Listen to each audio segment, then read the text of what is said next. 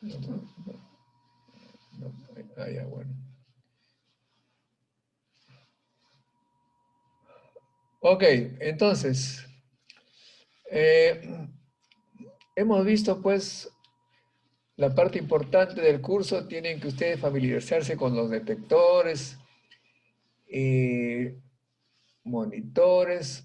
¿Por qué? Porque vamos a pasar al área de el monitoreo de la radiación para evitar que la gente, tanto pacientes, familiares, público en general, reciba dosis inapropiadas. Para ello se requiere estudiar el campo de radiación en el ambiente de trabajo, sea esta una clínica u otro ambiente donde haya radiación. Y claro, todo eso se hace con detectores. Como ya hemos tenido una clase, varias clases sobre detectores, pues recientemente en una asociación latinoamericana de enseñanza de la radiación y la física médica, la NEM, en junio en realidad se dio un conversatorio sobre este tema, de modo que es algo fresco, de profesionales, así que les voy a pasar ese video para que ustedes fijen sus ideas sobre los detectores que sirven para el monitoreo diario. Como ustedes saben, lo importante en la medición del riesgo y también de la radioterapia es la dosis. Este curso es dosis. La dosis es el que hace daño a los tejidos. Ahora bien, pero la dosis puede tener diversos efectos dependiendo del tipo de radiación que produjo la dosis.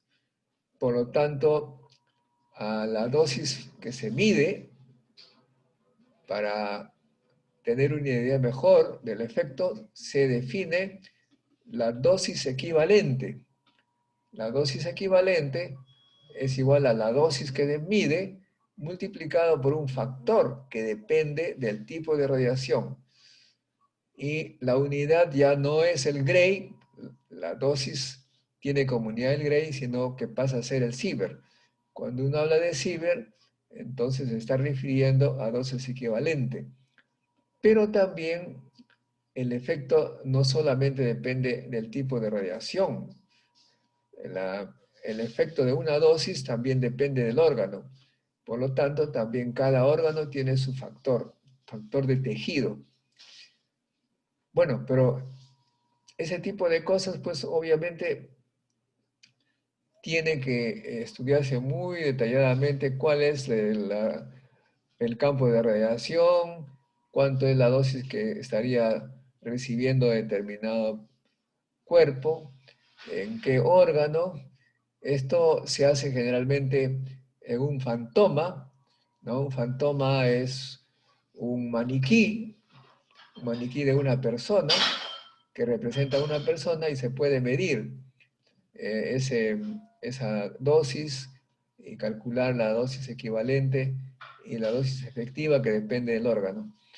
Pero todo eso, claro está, es muy importante tener buenos instrumentos. Por eso es que he buscado y he encontrado este video muy interesante que se ha grabado en junio de este año, o sea que es reciente, para que ustedes tengan mejor idea, porque obviamente allí hay un material preparado con mucho cuidado y les va a servir. Después que terminen eso, vamos a definir la parte que les estaba hablando, ¿no?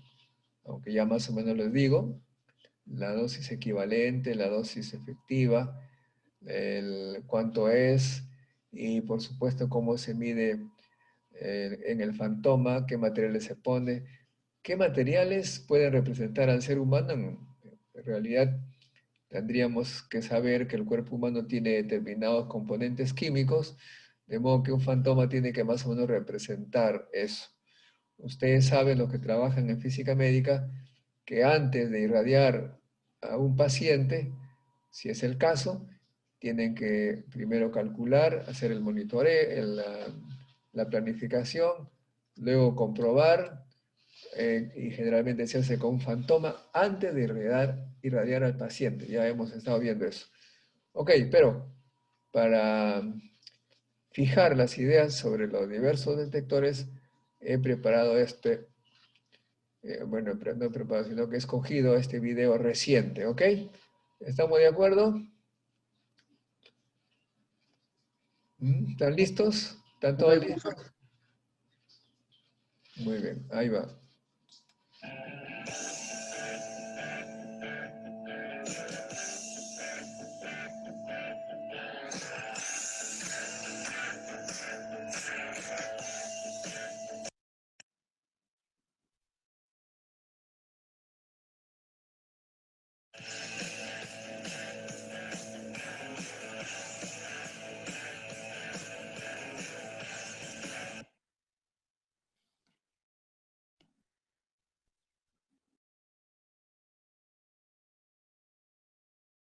Ok, iniciamos entonces con el tema sobre detectores de radiación, pero no sin antes obviamente agradecer a todos, la Federación Latinoamericana de Protección Radiológica de América Latina y el Caribe, a la ANEN, a la PRAM, por supuesto a Curazao Medical Center, quien siempre nos ha facilitado todas las instalaciones y el equipamiento para poder hacer, digamos, lo que tuvieran que ser las pruebas o las prácticas con los diferentes tipos de equipos. Y por supuesto a todo nuestro personal de Serofca, quienes han logrado, digamos, desarrollar este y todos los conversatorios que hemos tenido hasta ahora. Por supuesto, invitarlos a que nos acompañen en nuestras redes sociales como @Serofka y por supuesto a través de nuestra página web y de nuestro correo electrónico. Por aquí también tengo a Rogelio, quien nos va a acompañar el día de hoy. Él está ahorita justamente en Curazao Medical Center en este momento. Y con quien compartiremos también. Rogelio, ¿cómo estás? Rogelio, ¿nos escuchas? Nosotros no a ti. Nada, nada, todavía.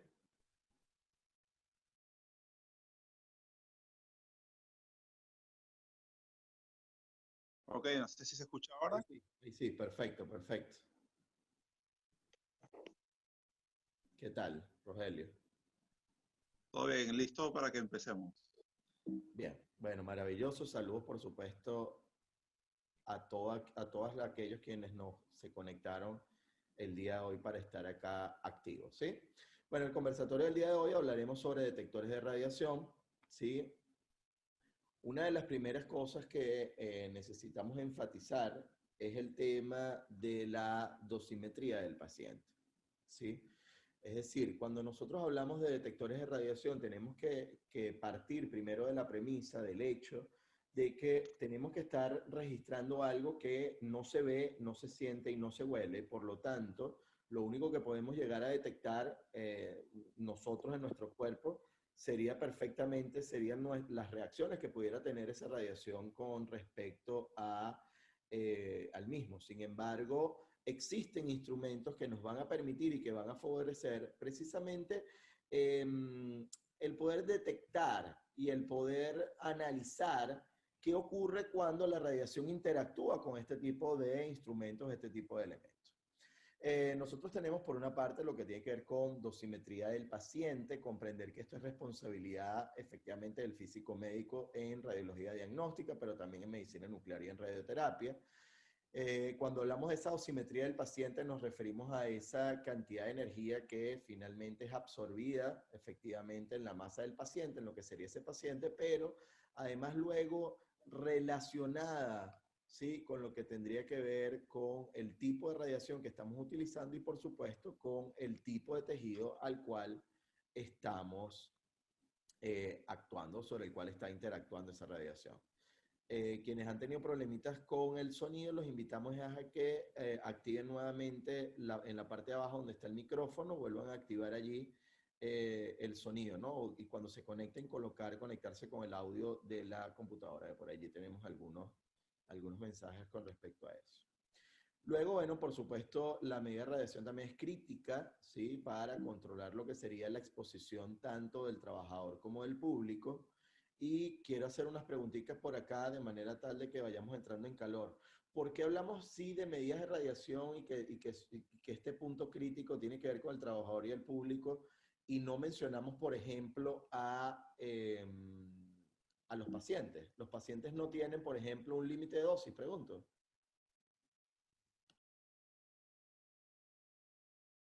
Vamos a ver qué nos dicen.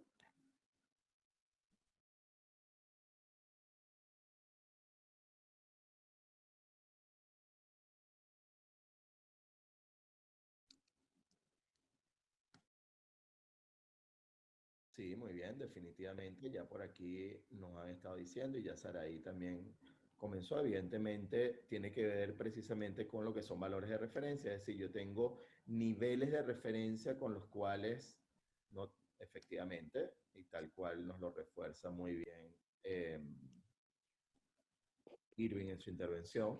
Obviamente, los pacientes no tienen un límite de dosis, lo que tienen solo, lo que tenemos son niveles de referencia que nos permiten evaluar qué tanta cantidad de radiación ha recibido, ¿no? Evidentemente, si la práctica está justificada y luego ha sido optimizada, evidentemente el paciente no tiene un límite de dosis, siempre y cuando se haya justificado la realización del estudio y, por supuesto, se hayan optimizado los parámetros técnicos. Y evidentemente, como Tommy también añade, por supuesto, el tema de parte de esa optimización que les estoy hablando es del concepto LARA de que la dosis sea tan baja como razonablemente sea posible. Muy bien. Las mediciones de dosis absorbida o Kerman aire se requieren en diferentes situaciones dentro de lo que es la radiología diagnóstica, dentro de lo que es la medicina nuclear y la radioterapia. En el caso de medicina nuclear, sobre todo cuando estamos haciendo tratamiento con radionucleidos. Y por supuesto, los campos de radiación van a variar debido a la geometría, evidentemente dependiendo de si hay una proyección simple, si es por hendidura o si es una geometría de manera puntual, una evaluación de tipo puntual, o si es estacionario, si por el contrario estamos haciendo una valoración, por ejemplo, con respecto a diferentes ángulos, es decir, esa inclusión de lo que es el factor rotacional.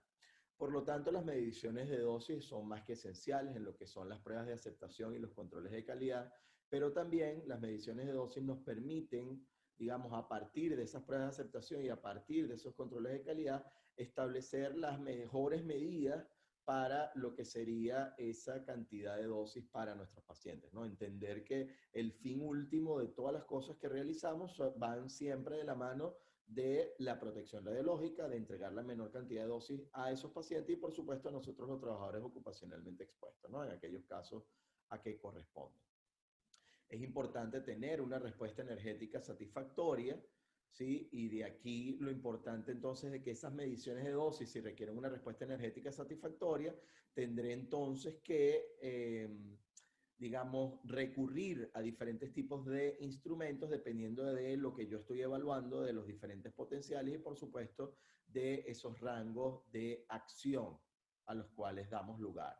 En este sentido, por supuesto, debemos considerar que esa respuesta energética satisfactoria tiene que ir de la mano de que, como estamos trabajando con fotones de baja energía, en el caso de radiodiagnóstico, evidentemente, por supuesto, tenemos entonces que recurrir a este tipo de medidas. Por supuesto, los requisitos de precisión, ¿sí? Son menos estrictos que para el caso de radioterapia, evidentemente, ya que aquí estamos trabajando con muchísimas más bajas dosis de radiación, pero por otro lado, las mediciones de dosis las cuales vayamos a realizar, por ejemplo, cuando hacemos mediciones in vivo, no deben interferir con el examen y esto es fundamental para aquellas personas que estén desarrollando o estén realizando este tipo de medición. Por otro lado, tenemos y vamos a ver cómo las cámaras de ionización de unos pocos centímetros cúbicos se pueden utilizar, ¿sí? O se pueden utilizar detectores de estados sólidos diseñados específicamente para cada una de las distintas prácticas. Existen diferentes tipos especiales de cámaras de ionización, las cuales son empleadas para esa dosimetría que utilizamos tanto en las pruebas de aceptación como en los que son los controles de calidad de los equipos, bien sea tomografía, mamografía o el caso de radiología intervencionista. Muy bien, en el caso de las características generales, ¿sí? De los detectores de radiación, los detectores, a ver, nos van a dar información de la presencia de radiación, ciertamente, en función del tipo de información que nos interese obtener de la radiación. ¿Esto qué quiere decir? Bueno, quiere decir que yo voy a tener ahora distintos tipos en función de cuáles son los principios físicos involucrados, los principios de funcionamiento. Rogelio, cuando tú desees interrumpirme, interrumpe, ¿sí? Ok, ok, entendido. En el caso, por ejemplo, de los contadores, nos dan información sobre el número de partículas que emite una fuente, ¿sí? De aquí, digamos, el nombre del contador. Es decir, en este momento, uy, perdón. A ver, que no sé si se activó aquí el...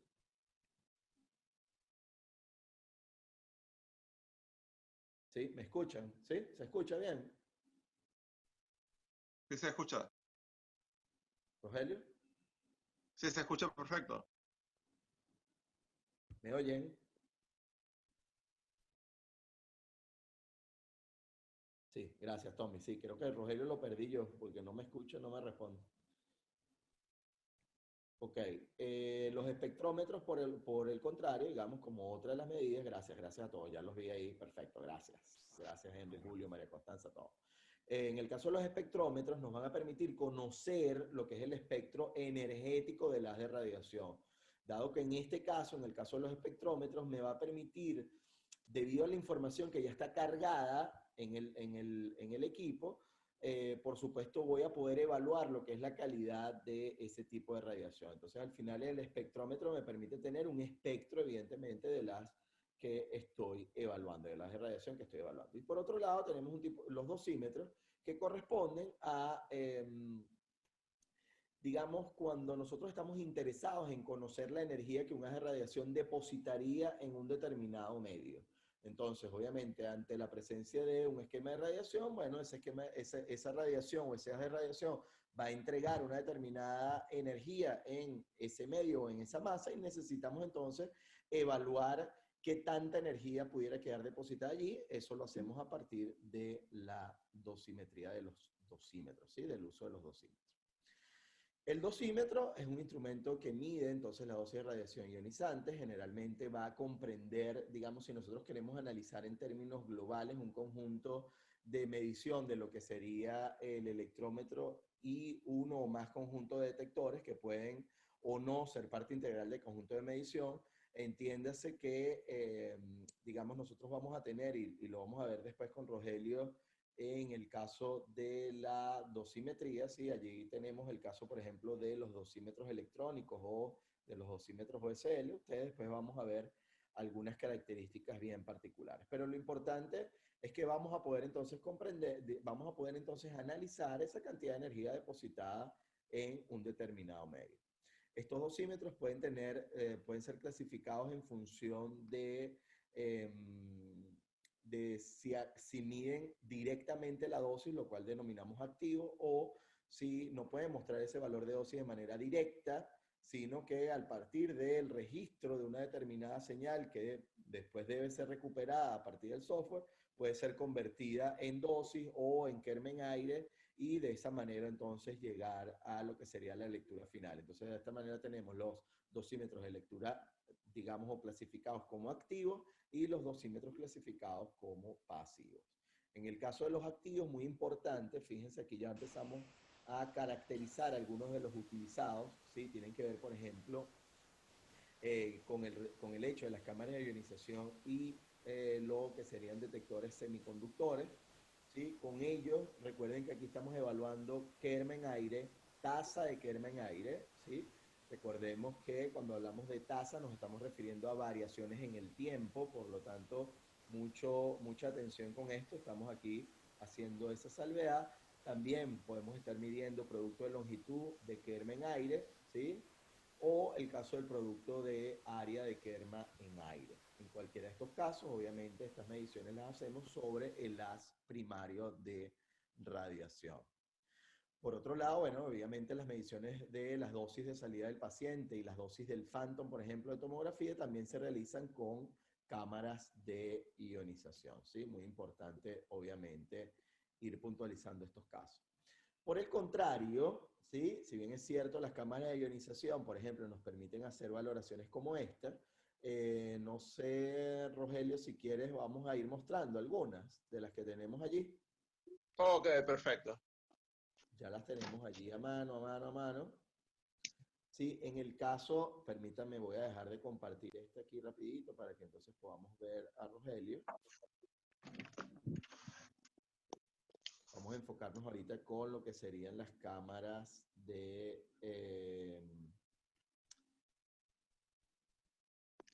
Eso prácticamente Identificación, las ¿sí? Lo que serían los cámaras, detectores directos. Voy a apagar aquí un momentico mi video. ¿qué serían las cámaras que se utilizan Ajá, Rogelio, en no te el área escuchamos. de, que son las Rogelio. cámaras que se utilizan en el área de radioterapia, donde tenemos estas distintas cámaras que permiten evaluar Se lo que son escucha. los parámetros técnicos de los haces de fotones y de los haces de electrones para la resolución o para hacer las pruebas de calibración de los haces clínicos de fotones y electrones.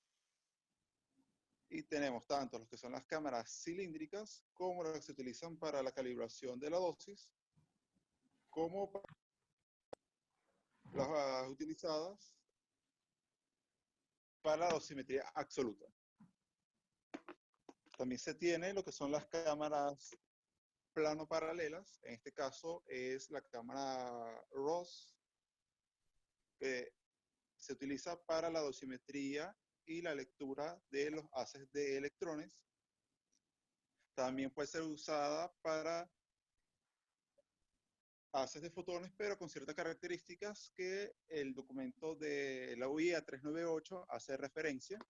Y tenemos otras cámaras cilíndricas de menor tamaño para dosimetría relativa, como es esta que tenemos acá, que es la 31010 de PTWB, para poder evaluar lo que es el perfil de un haz de fotones. Y por supuesto, también se tiene entre las diferentes cámaras de ionización la cámara de microdiamond, empleada por su pequeño volumen sensitivo para la realización de medidas para campos pequeños. Entiéndase, de campos pequeños a aquellas dimensiones por debajo de los 4 por 4 centímetros cuadrados. De igual manera, las cámaras pinpoint de bajo volumen efectivo que permite estudiar o evaluar la dosis para haces de fotones de dimensiones pequeñas. Y de igual manera, para el caso de radiología diagnóstica, donde tenemos, para este caso en específico, lo que es esta cámara de ionización cilíndrica para evaluar lo que es dosis, tasa de dosis de DLP en los tomógrafos. Y también se tienen los detectores que son empleados para evaluar parámetros como dosis, tasa de dosis para rayos X, fluoroscopia y mamografía. Y este otro detector de estado sólido es empleado para realizar el monitoreo del ambiente de trabajo o levantamiento radiométrico. También se tiene actualmente lo que es el detector de RaySafe, donde se emplea este nuevo modelo que básicamente está compuesto por detectores de estado sólido y contador Geiger, que permite evaluar no solo para el conteo de partículas, sino también poder evaluar lo que es referente al Kerman-aire con la utilización de este filtro característico y con este otro filtro que tiene colocado este dispositivo, este detector, permite evaluar lo que es la dosis efectiva. Omar, no sé si tienes algo más que quieras agregar. Bueno, por ahorita no. Vamos a continuar acá con la presentación. Sí, ya que bueno, ya aquí nos adelantaste un poquitico algunas de las cosas. De todas formas, aquí tenemos el resto de lo que sería el análisis, que vamos a continuar con esto.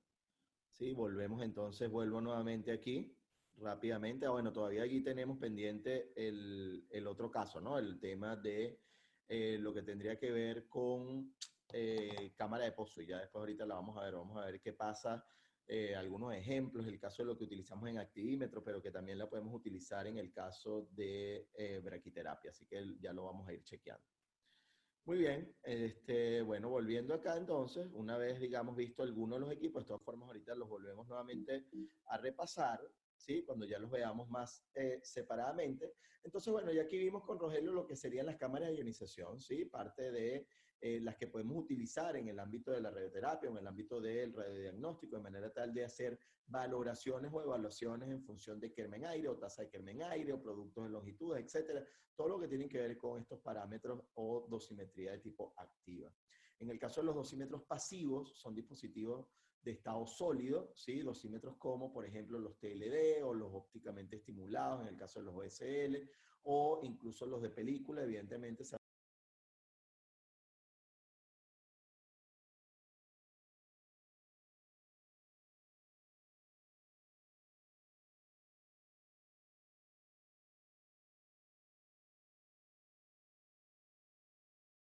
Perdón, listo.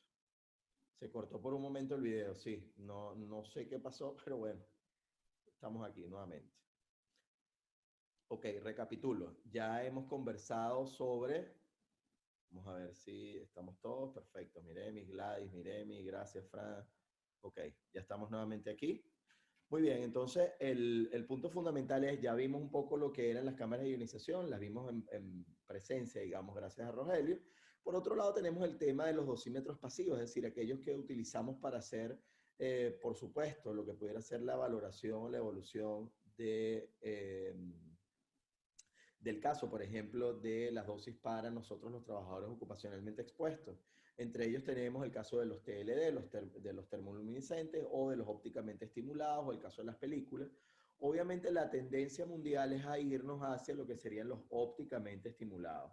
La intención de esto es quitarnos, digamos, de la cabeza problemas referentes, por ejemplo, a los que teníamos con el caso de las películas, ¿sí? O el caso incluso de las películas radiocrómicas, o el caso de las películas en particular, los utilizados para el tema dosimétrico de trabajadores ocupacionalmente expuestos, en donde podíamos tener problemas a la hora de la lectura, ¿no? O sea, falsas lecturas producto de modificaciones o alteraciones que estaban producto del uso inadecuado de este tipo de dosímetros, cosa que ya ahora con este tipo de dosímetros obviamente reducimos muchísimo sustancialmente. Por otro lado, recordemos que por supuesto también este tipo de dosimetría nos pudiera servir incluso para hacer valoración a las horas de hacer evaluaciones, por ejemplo, de dosis en pacientes, ¿sí? Y se pueden realizar mediciones evidentemente similares en el caso de Phantom que nos permitan hacer correlaciones o análisis a futuro en relación con estos casos. También es importante, ¿sí? Aclarar que hay una variedad de dispositivos utilizados tanto desde el factor ocupacional como de la evaluación pública, lo que sería la evaluación de dosis, ¿sí? En términos de los trabajadores o de los miembros del público. Y en ello tenemos entonces las cámaras de ionización para mediciones directas, así como el TLD y el OSL, por ejemplo, que nos permiten hacer valoraciones de forma indirecta como dosímetros personales. En el caso del monitoreo de áreas, si bien es cierto, este tipo de dosimetría pudiera servir como una referencia, como para tener una referencia básica de lo que es la cantidad de radiación que pudiera estar llegando en ese sentido, la recomendación siempre es dirigirnos a lo que sería, por supuesto, la utilización de nuestros detectores para hacer mediciones ambientales, ¿sí? Porfa, no sé si estás allí todavía, Rogelio, que lo tengas allí a mano, un momentico. Y entonces de esa manera vamos mostrando nuevamente el 452 y el detector de paleta que tenemos allí en la cámara. Un momentico, porfa. Ok, ya déjame. Aquí yo me Ajá. Ustedes se pueden poner siempre en vista del hablante y de esa manera pueden ver a Rogelio, ¿no? Yo me voy a apagar acá y así ustedes lo van a tener directamente en esta vista. Sí, Rogelio, ahí la tenemos. Entonces ahorita tenemos el 452 de RaySafe Fluke. En este caso en específico, si pueden notar, esta línea amarilla significa que estamos usando la tapa o el filtro adecuado para la evaluación de la dosis efectiva. Se podemos ver, no sé si se puede apreciar a través de la cámara, lo que es la medida de lo que es actualmente lo que es la dosis ambiente, ya que no tenemos fuentes emisoras de radiación ionizante. Entonces, tenemos este tipo de detector cuya tecnología está constituida por un contador Geiger en forma de panqueque y unos dosímetros y unos detectores de estado sólido que también son empleados. Entonces, para dar una vista un poco más cercana de lo que sería este dispositivo, les puedo mostrar lo que es la constitución de los detectores. En el centro pueden observar lo que sería el área correspondiente al contador Geiger-Müller de forma de panqué y ese aro o si ese anillo negro estaríamos ya de lo que es el detector de estado sólido. Si pueden observar este detector en forma de circunferencia o de anillo es muy similar al detector que ofrece también RaySafe en el maletín donde incluye varios de los detectores. Entonces pudiéramos decir que en este caso tenemos dos detectores característicos que son empleados para la evaluación del levantamiento radiométrico o del monitoreo del lugar de trabajo en aquellas áreas donde se emplean equipos emisores de radiación ionizante o fuentes radiactivas. Omar, no sé si quieres agregar algo más. Sí, fíjense, otro de los puntos importantes, y aquí comparto también otro de los equipos, digamos, que tenemos disponibles, tiene que ver precisamente, vamos a ver si aquí sí, sin tanta luz lo podemos ver mejor. ¿Ok? Va a tener que ver precisamente con este equipo Chromec. Uy, pasa que estamos complicados con la intensidad de brillo. Vamos a ver aquí a distancia. Bueno, no importa. Lo importante es, digamos, la posibilidad de hacer detección, por ejemplo, con este tipo de dispositivos, a fin de evaluar contaminaciones, por ejemplo, desde el punto de vista superficial. Es muy importante separar y dividir lo que sería efectivamente, ¿sí?, detectores como el que ya nos está mostrando Rogelio, de detectores como el que les estoy mostrando yo acá. Es decir, la intención es que nosotros, fíjense cómo yo puedo tener un equipo que me permite hacer una valoración, por ejemplo, de contaminación superficial. Ya vimos ahorita cómo el Pancake tiene digamos, tiene una paleta distinta, ¿no? Dependiendo de qué es lo que yo quiero evaluar. Si yo quiero hacer una valoración de lo que sería, por ejemplo, el tema de medición de dosis ambiental, o si por el contrario quiero tener una evaluación, por ejemplo, de algún lugar particular, ¿no? En donde yo pudiera tener, por ejemplo, material contaminante. Entonces es muy importante esta caracterización, ¿sí? De esta manera, también nosotros podemos caracterizar a estos detectores de radiación dependiendo del estado del material del detector, y eso lo podemos clasificar en función de si son gaseosos, líquidos o sólidos. En el caso de los gaseosos tenemos el caso de las cámaras de ionización, de los contadores proporcionales o de los contadores Geiger. En el caso de líquidos, por supuesto, los detectores de centelleo. Y en el caso de los detectores sólidos, los semiconductores o los de película fotográfica, TLD o SL. ¿Qué es importante aquí? Y vamos a preguntar acá a la audiencia, Rogelio, a ver qué sabemos sobre este tema de las regiones de operación de un determinado detector, en el caso, por ejemplo, de los detectores de tipo gaseoso. Aquí vemos cámara de ionización, vemos otra región que tiene que ver con lo que son los contadores proporcionales, y luego veo una región que tiene que ver con el Geiger-Müller. Vamos a ver, le dejamos esa pregunta allí a nuestra audiencia. Vamos a ver, ¿a qué se referirá esa gráfica? Que además la compartimos en las redes sociales, la pusimos allí, digamos, como para ver qué nos venía a la mente, o qué nos recordaba, o qué es lo que hemos tenido presente con respecto a ello.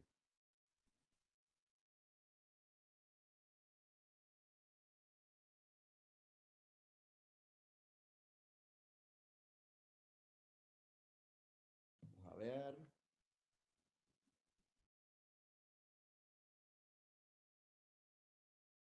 Sí, vemos ya aquí, Irving nos está dando, digamos, un primer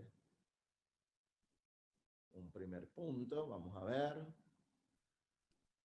Aquí no hay buenos ni malos, ¿no? Fíjense, vuelvo nuevamente entonces. ¿Qué ocurre? Evidentemente, como ustedes pueden ver en la gráfica, ¿sí? Nos está hablando sobre el número de iones colectados, ¿sí? Lo tenemos en nuestro eje Y, y en nuestro eje X tenemos precisamente lo que tendría que ver con el voltaje. Es decir, que yo tengo una relación directa, ¿sí? Entre lo que sería, vamos a ver aquí, vamos a ver quién más se atreve. Franz nos habla también sobre el voltaje con respecto a la intensidad de cada tipo de detector. Es decir, con respecto al número de iones colectados, ¿sí? Para ser más precisos. Pero sí, definitivamente, lo que nos quiere decir esto es que, bueno, evidentemente, dependiendo de esa correlación entre voltaje y número de iones colectados, yo tendré regiones particulares, ¿sí? En donde yo tendría que utilizar una u otro instrumento de medida de radiación. Es así como llegamos finalmente a lo que sería la caracterización de este tipo de cámaras de ionización gaseosa. Es decir, el detector, por ejemplo, de ionización es una cámara obviamente llena de aire en la que se forma un campo eléctrico. Este campo eléctrico se va a producir debido a lo que es la aplicación de un voltaje de polarización a través de dos electrodos, en donde vamos a poder recoger todas las cargas liberadas por la ionización del aire contenido dentro de la cámara. Es muy importante, si lo queremos ver desde una determinada perspectiva, vamos a ver por acá. Por aquí también Enrique nos comparte, la corriente detectada obviamente va, o sea, es decir, esa cantidad de carga colectada, esa corriente, sí, va a ser proporcional al tipo de radiación, a la energía y al voltaje aplicable. Muy bien, entonces, y aquí ya vamos a ir conectando precisamente con esos tres factores, es decir, por una parte el tema del voltaje, pero por otro lado también la energía promedio requerida para poder producir esos iones, ¿sí? Esas cargas. Entonces es importante, si ya entendemos que, bueno, tenemos esa cámara llena de aire y además, bueno, se va a generar allí un campo eléctrico debido a la aplicación del campo de voltaje de polarización y esos dos electrodos van a poder recoger, digamos, a través de ellos esa carga liberada, es importante entender que el campo eléctrico va a ser suficiente para recolectar casi todas las cargas liberadas que van a alcanzar estos electrodos. Pero es muy importante la consideración de que ese campo eléctrico también va a resultar insuficiente para inducir lo que sería la multiplicación del gas o de la carga, y de esta manera afectar significativamente lo que sería la ionización de colisión de otras moléculas, ¿sí? Esto comparado, por ejemplo, con el caso del Geiger o con el caso de los contadores proporcionales. Entonces, el número de iones recolectados, ¿sí? O la velocidad de su recolección es una señal que obviamente va a estar registrada en el equipo y que se va a multiplicar y va a tener una relación directa con respecto a la energía promedio requerida para poder llegar a producir estos tipos o esta cantidad de iones. ¿Sí? Permítame aquí, así tenemos un poquitico más de luz, que ya aquí está casi oscureciendo. Muy bien. Entonces, ¿qué pasa con estas cámaras de ionización en términos generales? Bueno, constan de un gas encerrado en un recipiente, paredes del gas, la corriente producida en general, y aquí lo vamos a poder ver, permítame acá para resaltarlo. ¿Sí? Va a ser en función de pulsos de corta duración. Evidentemente, fíjense que fíjense el voltaje aplicado, ¿sí? En estos casos, alrededor de los 500 voltios. Así que, por supuesto, yo voy a tener entonces precisamente a partir de este electrodo, ¿sí? Poder hacer la colecta de lo que sería esa cantidad de iones producidos dentro de esa cámara de ionización. ¿Sí? Recordemos muy bien, por favor, aquellos que todavía son estudiantes, etcétera, cámara de ionización nos está diciendo efectivamente que, bueno, yo voy a tener un lugar en donde voy a poder capturar esos iones que se producen en esa interacción de la radiación en esa determinada área, ¿no? Fíjense que, por ejemplo, si yo coloco una fuente de radiación y la coloco, digamos, en el interior de este esquema, justamente en esta posición, bueno, precisamente yo voy a tener entonces, evidentemente, la posibilidad de registrar esa cantidad de carga colectada. ¿Qué ocurre? Este tipo de cámaras de ionización no me sirven de nada, evidentemente, si yo no traduzco lo que sería esa cantidad de carga colectada a otro factor. Les pregunto yo, a ver, en la audiencia, a ver quiénes están por allí. ¿Algún ejemplo de cámara de ionización que utilicemos en la práctica clínica? A ver, las usaremos, este tipo en particular, la usaremos, por ejemplo, en radiodiagnóstico o en radioterapia o en medicina nuclear. Vamos a ver qué nos dice, qué nos va diciendo acá la audiencia.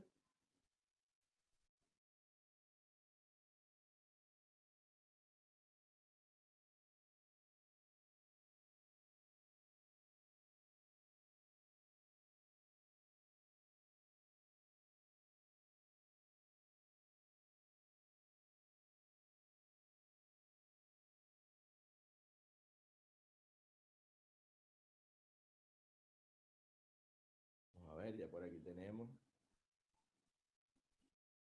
Exactamente. Aquí ya tenemos, Irving, el caso, por ejemplo, de radioterapia.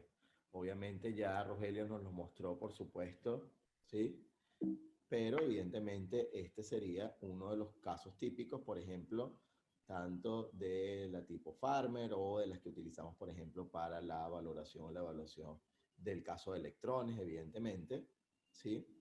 Pero mucho cuidado, no confundamos em, con otros elementos. Ya por aquí que nos están hablando de los detectores, por ejemplo, utilizados para recibir o capturar la imagen radiográfica. No nos confundamos de equipos, ya los vamos a ir viendo cada uno de ellos, ¿ok?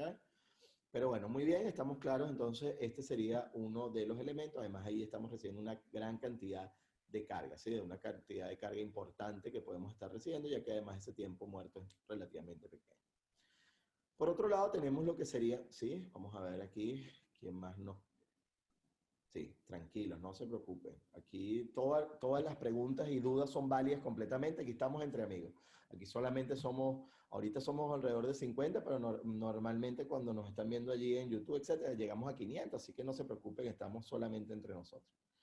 El caso, por otro lado, de lo que tiene que ver con los contadores proporcionales, lo importante es que actúan en lo que es el intervalo de tensiones intermedias, por eso lo vimos en la gráfica en el factor intermedio, justamente después de lo que serían las cámaras de ionización. Su rendimiento será superior evidentemente a estas, pero su respuesta también será más rápida que la proporcionada, por ejemplo, por lo que serían las cámaras de ionización. Sin embargo, y este es el punto importante en el caso de los contadores proporcionales, van a necesitar de un generador de voltaje muy estable a fin de que podamos controlar lo que es la proporcionalidad, ¿sí? Estos contadores proporcionales se pueden usar como detectores de pulso, por ejemplo, lo que me va a permitir a mí hacer mediciones de lo que serían las tasas de dosis de fotones, por ejemplo, de 0.1 microsieverhora hasta 10 sieverhora. Entonces, evidentemente, mi rango de maniobra de actuación obviamente es relativamente mucho más alto.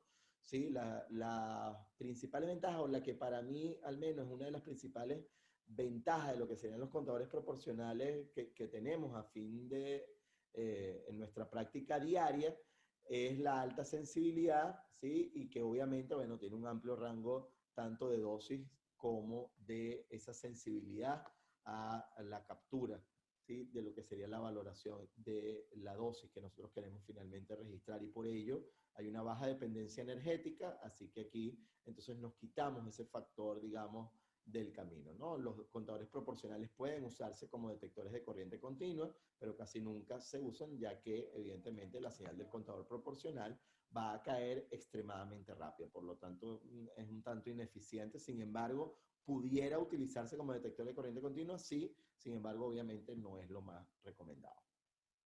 Por otro lado, tenemos el caso de los activímetros utilizados por nosotros en el caso de la medicina nuclear, ¿sí?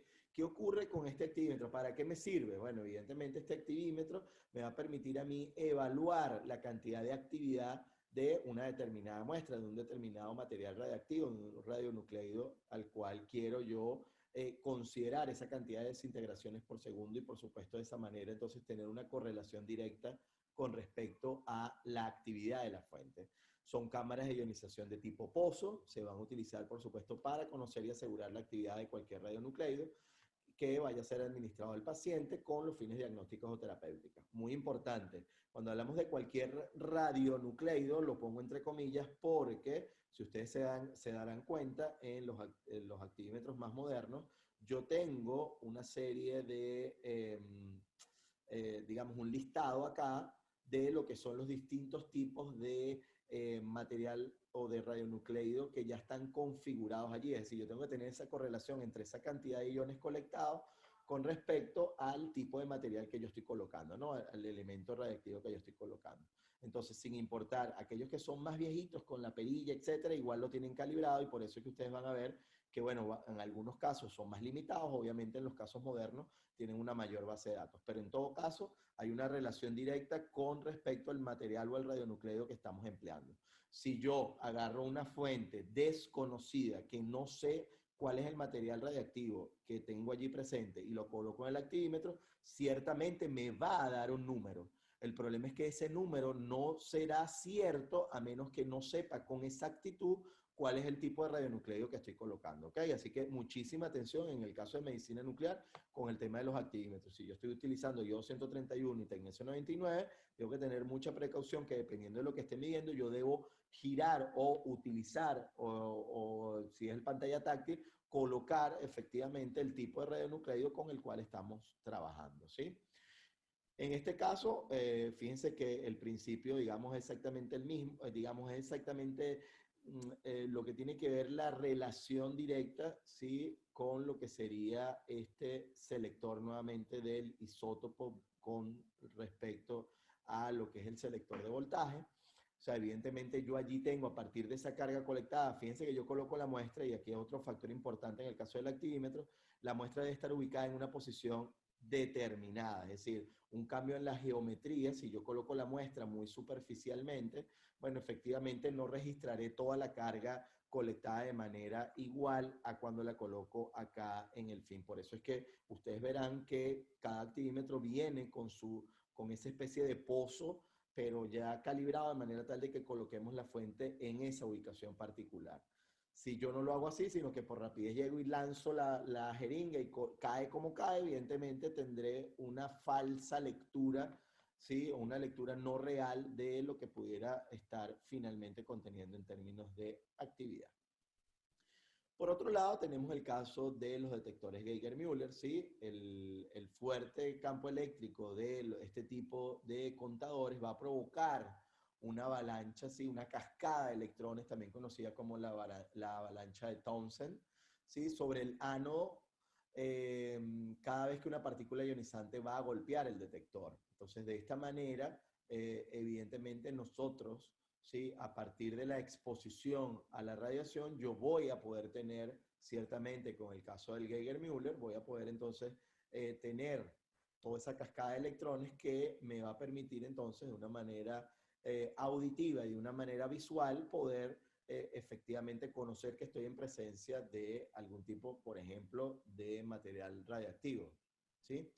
Esto significa, en el caso del Geiger-Müller, que cada evento en este contador, independientemente de la energía de la partícula entrante o de la radiación entrante, va a provocar una señal en el detector con la misma magnitud.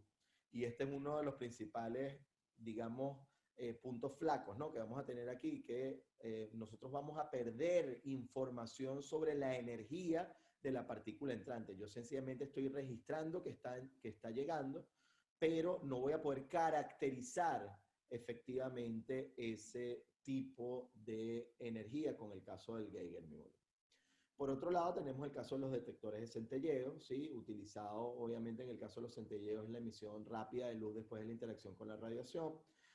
Lo más utilizado evidentemente en el caso de medicina nuclear.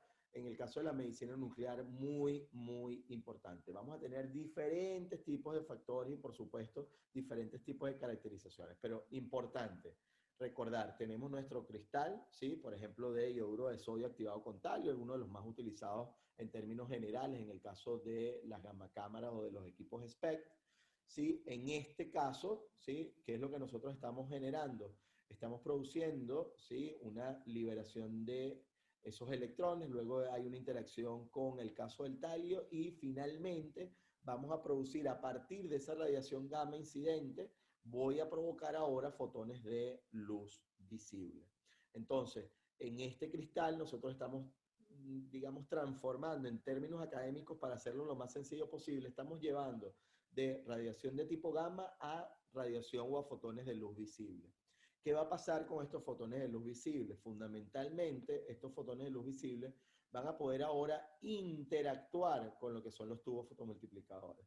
Pero es muy importante hablar de que estos fotones de luz visible van a ser proporcionales a la energía del rayo gamma incidente, ¿sí? Así que fundamental esta consideración. Entonces, ¿qué ocurre? Tenemos diferentes tipos de materiales, como les comentaba, algunos más sensibles, otros menos sensibles. Por ejemplo, en el caso del PET, ¿sí? Que utilizamos los de bigermanato, etcétera. Obviamente van a tener que ver con, digamos, lo que tiene que ver con la sensibilidad de este tipo de cristales para poder hacer esta conversión y estas interacciones de la radiación con la materia para dar lugar efectivamente a esos fotones de luz visible. Ahora bien, este cristal, sí, ahorita lo estamos viendo desde la parte superior de una gama cámara muy vieja, sí, de tipo circular. Sin embargo, en el caso de las cuadradas es exactamente el mismo principio. Lo que pasa es que esta es la imagen que tenemos disponible en donde podemos ver el cristal, podemos ver incluso ese reflejo, tiene que ver con el gel óptico. Recordemos que ahora, por ser fotones de luz visible, necesito colocar un gel óptico entre lo que es el tubo fotomultiplicador y el cristal, de manera tal de buscar delimitar lo que pudiera ser esa dispersión de este tipo de fotones, ¿no? Entonces, bueno, finalmente llega ese fotón de luz visible a interactuar con el tubo fotomultiplicador. Entonces, ese fotón de luz visible se consigue, obviamente, bueno, aquí vemos el resultado final, sí, que es una avalancha, una cascada de electrones producidos allí a partir de la interacción con los diferentes dínodos. Pero lo importante es que cuando llegue este fotón de luz visible, evidentemente llega un fotocátodo, y aquí se va a producir, digamos, ese efecto fotoeléctrico en donde yo libero un electrón y ahora ese electrón va a empezar a chocar contra los dínodos y a producir, a liberar mayor cantidad de electrones. Esa mayor cantidad de iones liberados, esa mayor cantidad de electrones va a ser finalmente colectada en la parte final del tubo fotomultiplicador. De aquí su nombre, el hecho de que llamamos fotomultiplicadores, porque a partir de un fotón yo tengo una multiplicación, una respuesta mucho mayor, ¿sí? En el ámbito final, que me permite entonces traducir esa información o ese fotón de luz visible que llegó de manera individual ahora en una cantidad de carga, la cual yo después puedo asociar a una imagen, ¿sí? Que es lo que hacemos en el caso de medicina nuclear.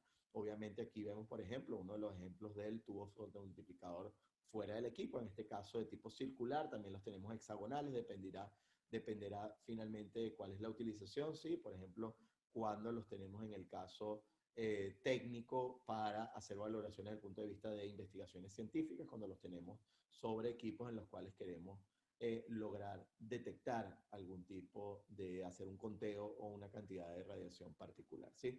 Lo mismo, un poco la misma tabla de lo que ya les comentaba con antelación, ya que tenemos diferentes tipos de elementos. Por otro lado, tenemos el caso, por ejemplo, de lo que es la dosimetría o los dosímetros termoluminiscentes, ¿sí? En el caso de los TLD, muy importante considerar el hecho de que un gran y creciente número de materiales en estado sólido exhiben lo que son esos fenómenos de termoluminiscencia y que se van a poder utilizar con fines dosimétricos, ¿sí?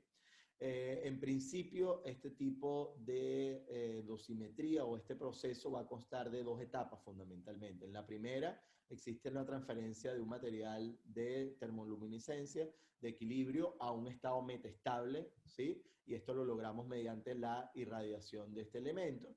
Y luego viene una segunda etapa en donde se le aplica, viene la aplicación de energía a través de calor para volver al estado metastable de nuevo al equilibrio. Es decir, yo utilizo mi dosímetro, ese dosímetro producto de la exposición a la radiación va a buscar de que ese material ahora vaya a un estado metastable, y luego cuando lo llevo al laboratorio dosimétrico, lo que hace el laboratorio dosimétrico es que a partir de la entrega de energía en forma de calor, baja efectivamente ese estado metastable de nuevo a su posición de equilibrio, ¿no? Y por eso es que evidentemente este tipo de dosimetría es una dosimetría reutilizable una vez que hacemos lo que denominamos el borrado. Cuando nos referimos al borrado del dosímetro, tiene que ver precisamente con esta segunda etapa.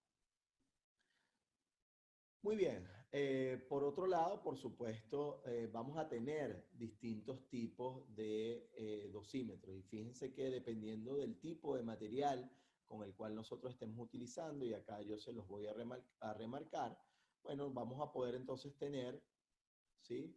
Por ejemplo, en el caso de aquellos que están unidos con el caso, por ejemplo, del magnesio, van a estar comúnmente utilizados y, por ejemplo, son los que nosotros denominamos esos TLD 100, ¿sí? Es un decímetro bien estandarizado, pero es mucho menos sensible, ¿sí? Que aquellos en los cuales yo tengo, por ejemplo, el caso también, aparte del magnesio, de cobre y de fósforo, ¿sí? Por ejemplo, en el caso de este tipo de modelos de dosímetros. Es muy importante que cuando ustedes estén en la presencia de un laboratorio dosimétrico, sea el que sea, ustedes pidan saber cuál es el tipo de dosímetro con el cual están trabajando, de manera tal de conocer cuál es el rango mínimo al cual pudieran estar ustedes registrando algún tipo de dosis, ¿sí? Esto es muy, muy importante.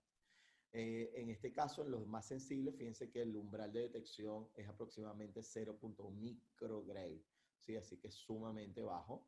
Es muy importante también, obviamente, destacar el hecho de que los laboratorios dosimétricos deben tener y deben contar ciertamente con una curva de calibración de sus equipos que permita entonces efectivamente señalar que esa cantidad de calor que están entregando para llegar a esos dosímetros nuevamente a cero sea la correcta y la adecuada, de manera tal de que no tenga una falsa lectura. Así que muy, muy importante, así que los vamos a poder utilizar y ver en cualquiera de estos tipos de elementos.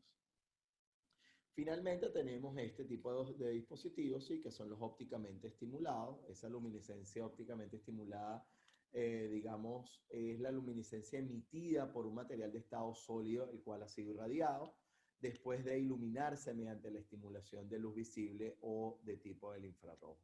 Entonces, un poco como vemos en el caso de, permítanme acá, ¿sí? En el caso gráfico que les hemos traído el día de hoy, esta dosimetría ópticamente estimulada está estrechamente relacionada con la de termoluminiscencia, con la diferencia fundamental de que es el uso de la luz en lugar de calor como lo que sería la energía adicional para que el electrón, para liberar ese electrón que ha quedado atrapado debido a la exposición a la radiación, ¿sí?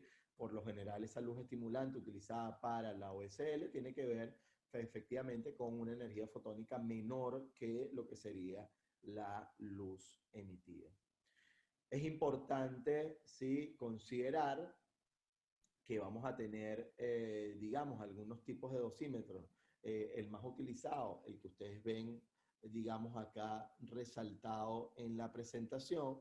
Y este tipo de dispositivos, el cual está basado fundamentalmente en el caso del aluminio, se darán cuenta que es un elemento cuyos niveles dominantes de captura de este tipo de radiación, por supuesto, requiere energías térmicas superiores a 200 grados centígrados para crear termoluminiscencia. La idea en todo, digamos, el principio que se buscó con cualquiera de estos tipos de dosímetros es efectivamente que la energía sea lo suficientemente alta como para que si ese dosímetro permaneció, por ejemplo, en traslado hacia el laboratorio, en un vehículo, o si quedó en algún lugar y la temperatura llegó a ser, la sensación térmica llegó a ser a 50 grados centígrados, 70 grados centígrados, todavía esté muy por debajo de lo que pudiera ser esa energía térmica requerida para lograr crear este tipo de fenómenos, ¿sí? Por esta razón, obviamente la señal de ópticamente estimulado es térmicamente estable y el desvanecimiento de la señal es técnicamente insignificante, es muy insignificante cuando hacemos la valoración y la comparamos, por ejemplo, contra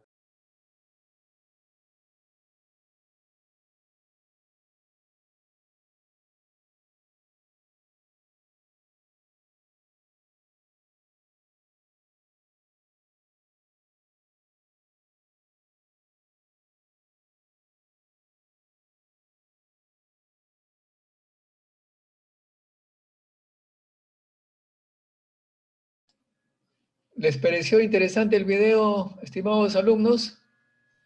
Sí, profesor. Bueno, lo pueden seguir viendo ya independientemente. Vamos a dar algunos conceptos relacionados con el tema. Para eso voy a compartir mi pantalla. A ver, ¿dónde estamos? Tuc.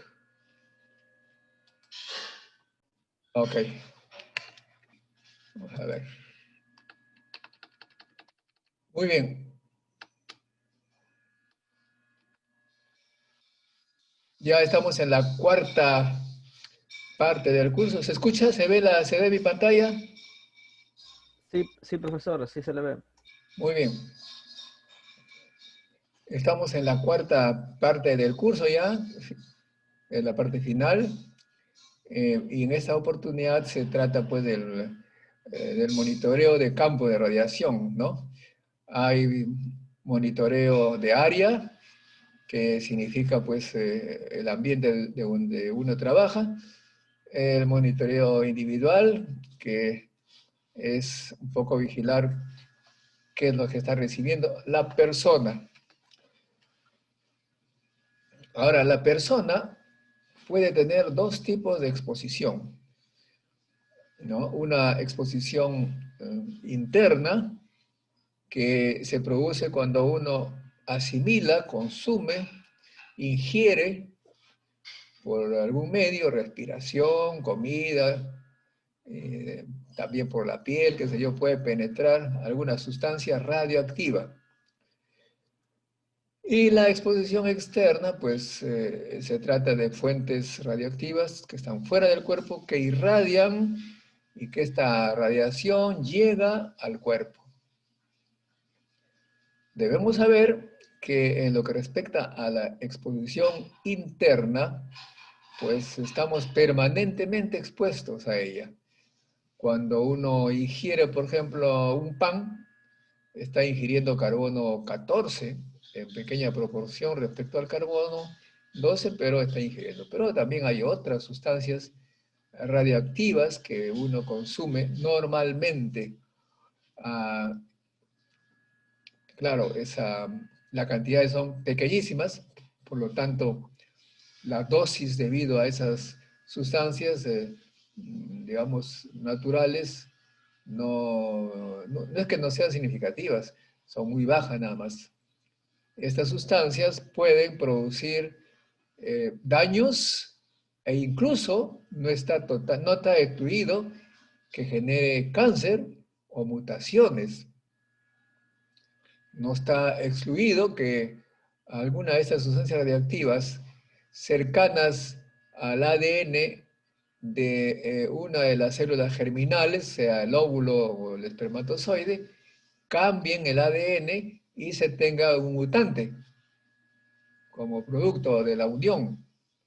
Mutante si es que sobrevive, porque normalmente si es que una radiación eh, incide sobre una molécula como el ADN, puede simplemente eliminar la posibilidad de seguir.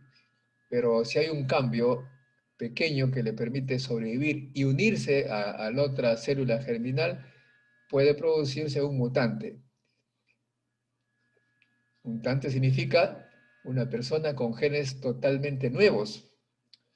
Pero también puede ser que esta radiación incida sobre una célula ya de una persona con varios meses o años de edad, y esta célula cambia el ADN y se produce una célula cancerígena. O sea que no está para nada excluido que el hecho de alimentarnos con sustancias que son radioactivas también contribuya con la tasa de cáncer que sabemos existe y está en aumento. En lo que respecta a la exposición externa, obviamente también nosotros estamos expuestos a esa radiación. Hay los rayos cósmicos que atraviesan la atmósfera y que llegan hasta la superficie de la Tierra donde vive el ser humano. Claro, como ustedes saben, que hay una capa, el ozono y también el campo magnético de la Tierra, que impide que las partículas cargadas, sobre todo, lleguen a los lugares donde están los seres humanos.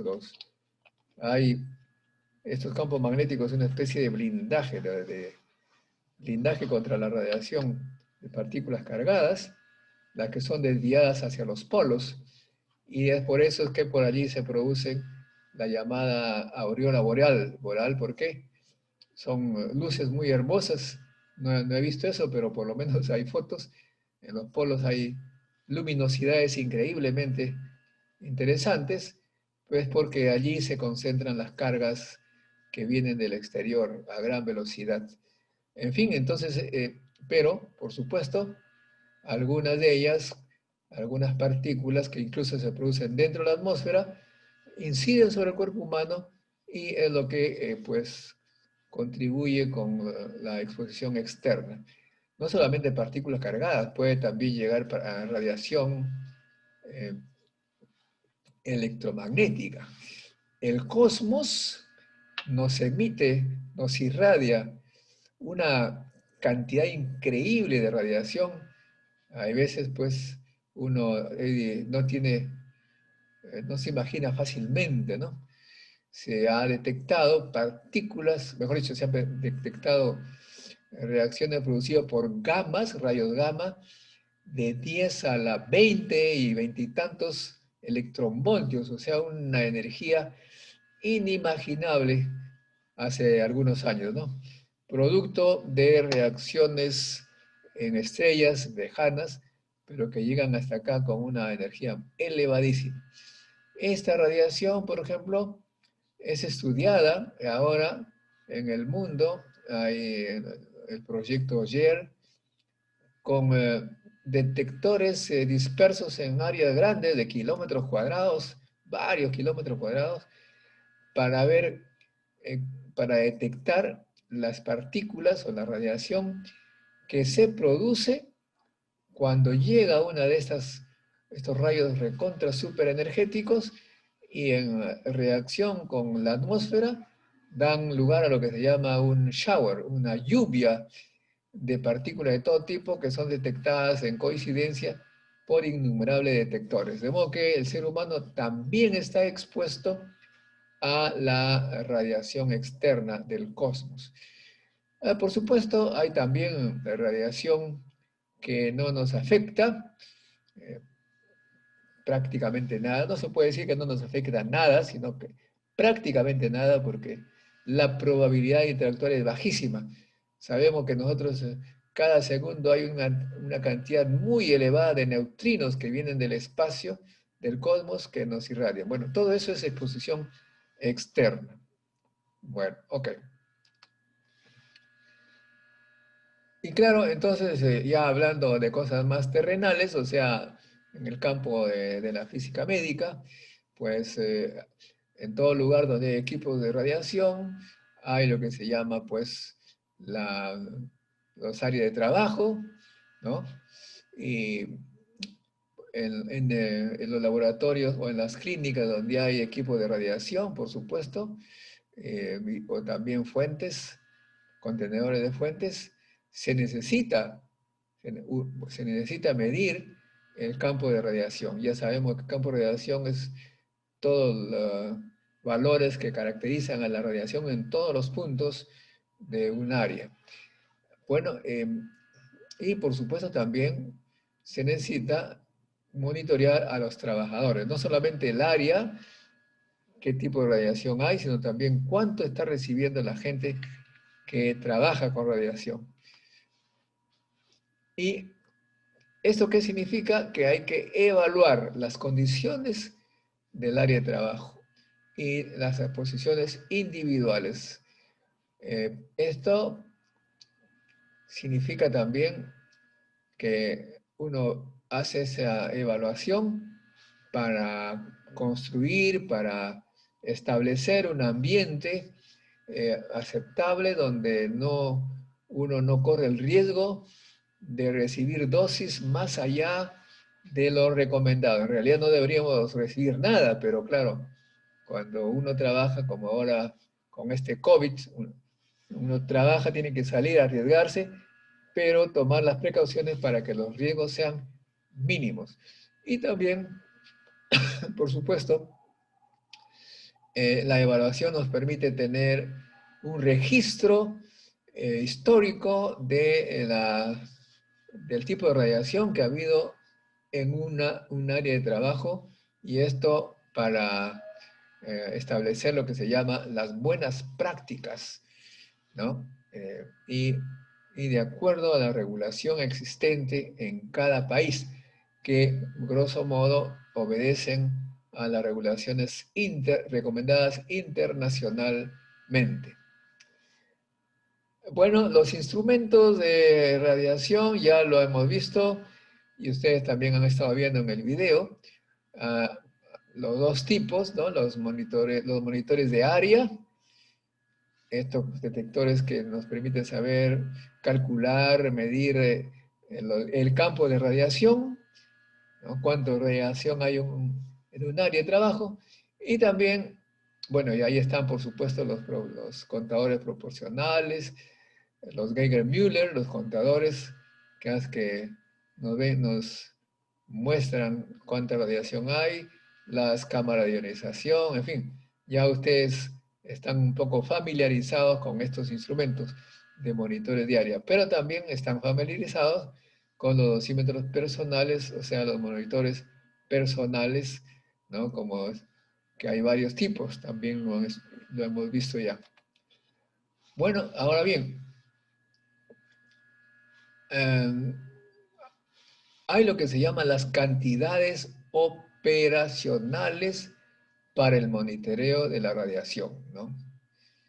¿Qué significa cantidades operacionales? Son los números que uno obtiene de las mediciones que hace para evaluar el área o los trabajadores, ¿no? ¿Cuáles son esas cantidades? ¿Cuáles son las que conciernen al monitoreo de área? ¿Cuáles son las que conciernen al individuo? ¿Ah? Esas son las preguntas que se dan en esta sección. Bueno, ustedes saben que la radiación es un tema internacional, ¿no? Y por lo tanto hay organizaciones internacionales, instituciones internacionales que hacen recomendaciones sobre esto, sobre el tema de la protección contra la radiación. Y en lo que respecta a las cantidades dosimétricas y las unidades que se usan en la protección de la radiación, protección radiológica, esas unidades que tienen que ver con la dosis, pues las recomendaciones la da el ICRU, que significa International Commission on Radiation Units and Measurement. ICRU. Y en lo que respecta a las aplicaciones prácticas, cómo hacer estas cosas, pues existen las recomendaciones de la International Commission of Radiological Protection, ICRP. Algunos de ustedes de repente ya está familiarizado con estas instituciones, pero todos van a terminar familiarizándose cuando trabajen en el área física médica.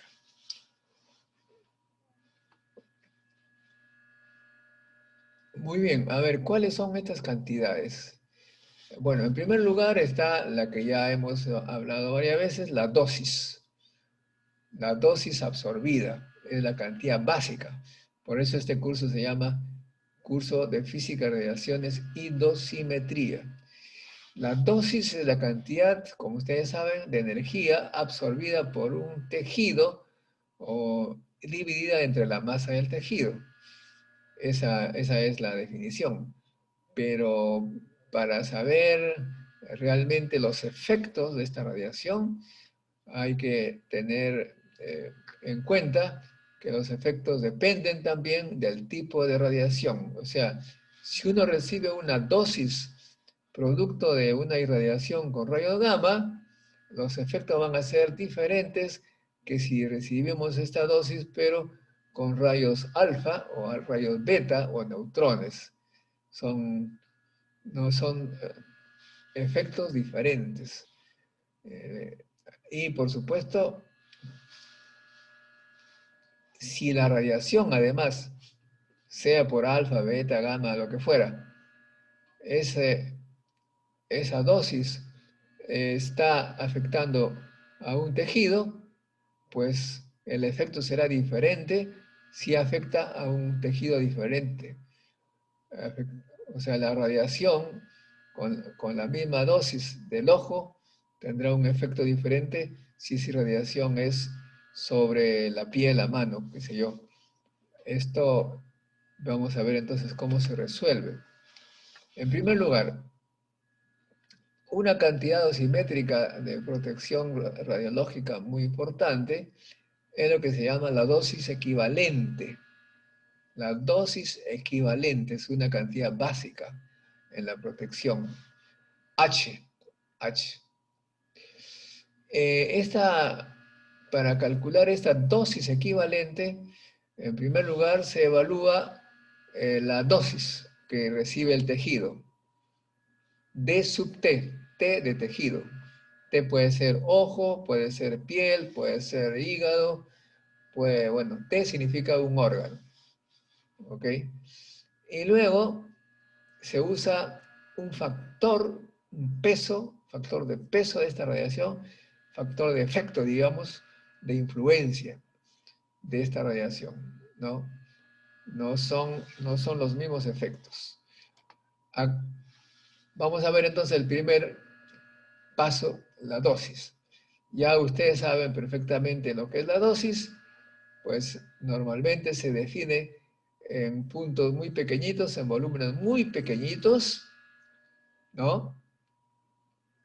Digamos en milímetros cúbicos o qué sé yo, pequeños, pero si nosotros queremos calcular la dosis específica sobre un órgano T, un hígado, un riñón, etc., allí lo que hay que hacer es una integral de la dosis para cada pequeño volumen que compone el órgano. O sea que el órgano se divide en pequeños cubitos chiquitos y se ve cuánto tiene cada cubito de dosis, se multiplica por su masa de este volumen pequeñito, y se suman todos los cubitos y al final se divide entre la masa total del tejido. Bueno, y entonces eso es la dosis del órgano que recibe el órgano. Y también se puede definir como igual a la energía total impartida sobre el tejido, dividida por la masa total sobre el tejido. Esa es la dosis del tejido. ¿Ok? Bueno. Ahora bien, ya dijimos que cada tipo de radiación tiene su efecto, ¿no? Entonces el paso segundo que se hace es multiplicar por ese peso. D sub T R es la dosis que recibe el tejido por el tipo de radiación R. R puede ser gamma, neutrón, alfa, beta, ¿no? R.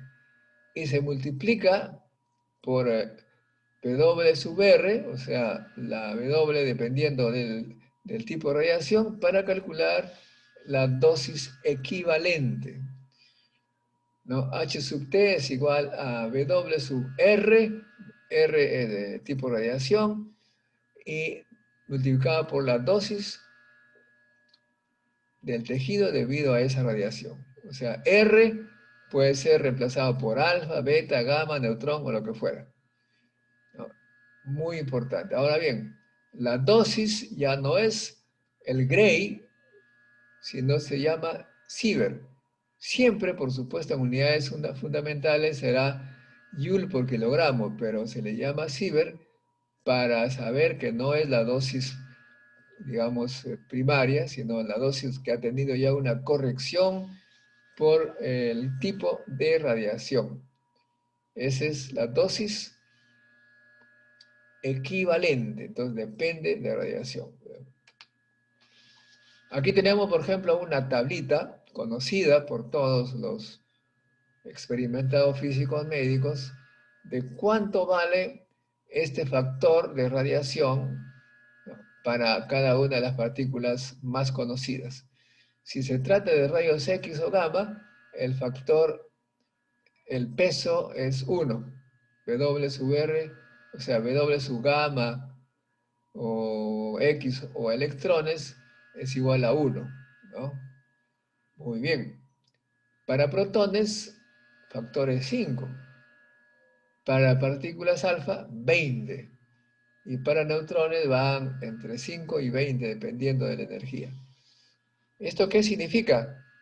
Que el efecto, diríamos así, de las partículas alfa y de los rayos gamma son muy diferentes a pesar que se ha recibido la misma dosis.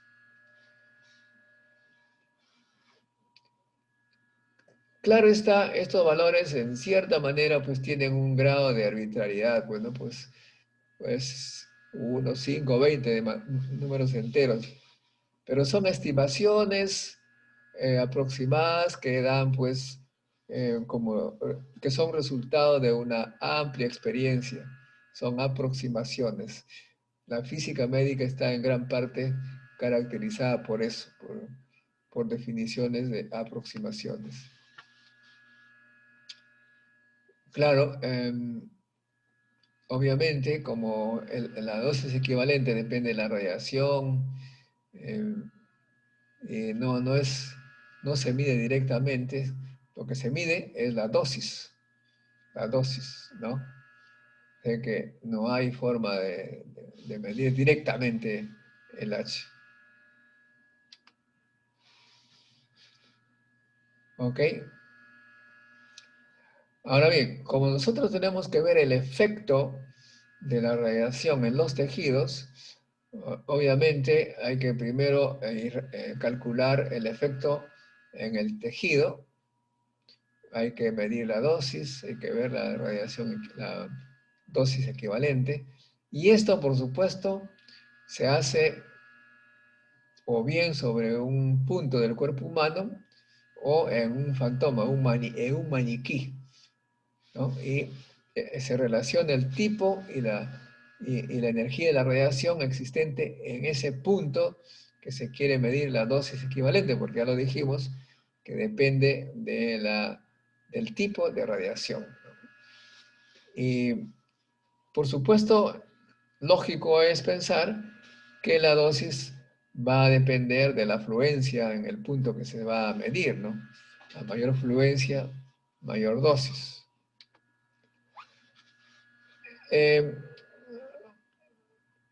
Para medir la dosis, por supuesto, lo que se hace es un fantoma que aproximadamente tiene la composición del cuerpo humano. ¿Qué significa la composición del cuerpo humano?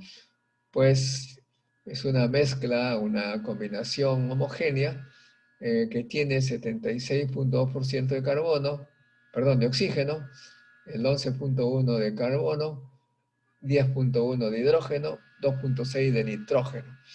Esto obviamente es una convención, un acuerdo de esta institución, el ICRU, ¿no? Por eso es que se ha definido la esfera ICRU, que tiene 30 centímetros de diámetro y es con un material equivalente al tejido humano. No es completamente equivalente, pero bueno, es equivalente, porque el tejido humano pues es muy heterogéneo, ¿no? Ok, entonces, para hacer el monitoreo de área, hay dos cantidades operacionales que han sido definidas en base a esta famosa esfera ICRU. ¿Cuáles son estas cantidades? Bueno, se refieren a lo que se denomina la radiación débilmente penetrante y la otra a la radiación fuertemente penetrante. O sea, igual como ya lo dijimos anteriormente, son términos un poquito arbitrarios, ¿no? Por ejemplo, se dice que son débilmente penetrantes a fotones que tienen energía menor que 15 kiloelectronvoltios. Bueno, como ustedes saben muy bien, a ver, energías menores 15 electronvoltios, hay mucho efecto fotoeléctrico y rápidamente pues es absorbido en el tejido y por eso es que es débilmente penetrante, ¿no? Y también los rayos beta no penetran mucho estos elementos.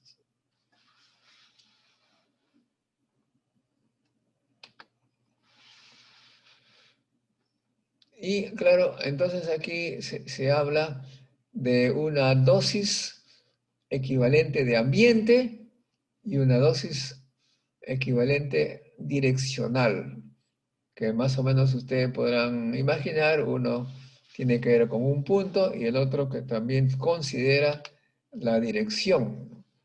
Y bueno, allí hay definiciones que hay que estudiarlo hay que tratar de comprenderlos bien, ¿no? Hay la dosis equivalente que podría ser producido en campos alineados o expandidos en, en la esfera ICRU a una profundidad D, ¿no?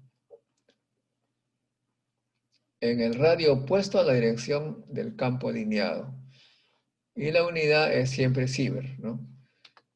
Bueno, entonces aquí tienen una idea de cómo se hace, ¿no? Se coloca a una distancia D, donde está el puntito rojo.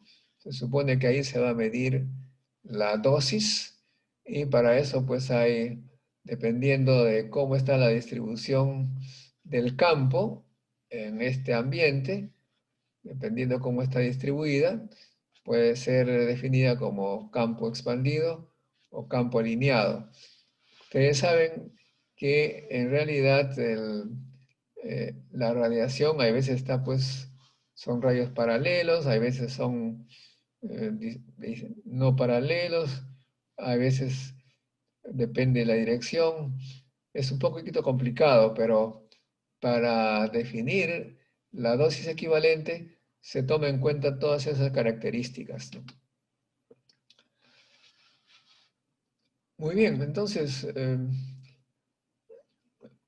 en lo que respecta a la dosis equivalente en el ambiente, pues se toma en cuenta en la esfera ICRU, para la radiación penetrante, fuertemente penetrante, se toma D igual a 10 milímetros, que es bastante, ¿va?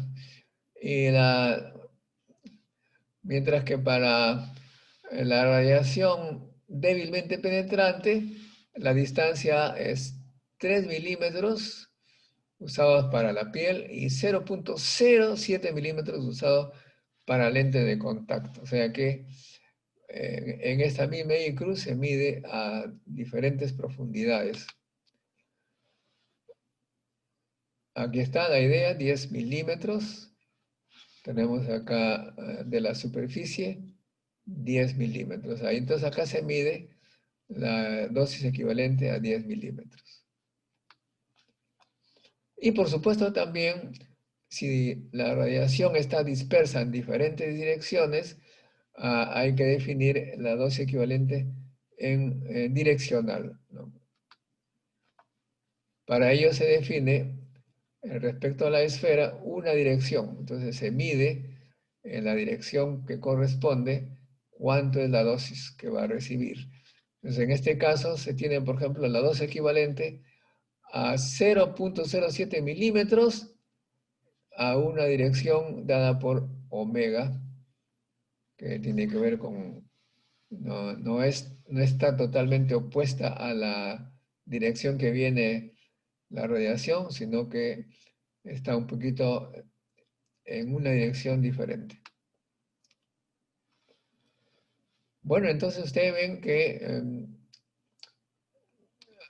en lo que respecta al monitoreo individual, ya no de área, individual, ahí la dosis equivalente en tejidos suaves puede ser especificada en el cuerpo con una determinada y apropiada profundidad D, ¿no? Para la radiación penetrante, fuertemente penetrante, se pone D igual a 10 milímetros, ya lo dijimos. Y para la débilmente penetrante, 3 milímetros y 0,7 milímetros. Y aquí están las indicaciones, ¿no? Estamos para el área, monitoreo de área, la dosis equivalente es 0,07 y 3. Y además tenemos la direccional, que depende del ángulo. Este es para la débilmente penetrante. Para la fuertemente penetrante se pone 10 milímetros y con su dirección omega. En lo que respecta al monitoreo individual, pues ahí nuevamente para la débil penetrante es igual 0,07 y 3 milímetros y 10 milímetros para la altamente penetrante. Ok, bueno, entonces en resumen, H asterisco D y H' D son medidas con los dosímetros, los medidores de monitoreo, los monitores, los cuales leen la dosis equivalente en la esfera ICRU. Y para el monitoreo individual, el HD medio con un dosímetro que se coloca pues en la superficie del cuerpo y cubierta con una apropiada capa de material equivalente al tejido. Ok, bueno, entonces, a partir de ello, pues hay diversos detectores, como ustedes ya han observado en el video y lo van a estudiar con más detalle, pero también ya ustedes han estudiado, ¿no? Tenemos los detectores de gas, ¿no? Que se dividen en cámara de ionización, contadores proporcionales, contadores Geiger-Müller, o tenemos los detectores sólidos como el centellador y los detectores semiconductores que ustedes ya conocen bien. Estos son los monitores de área.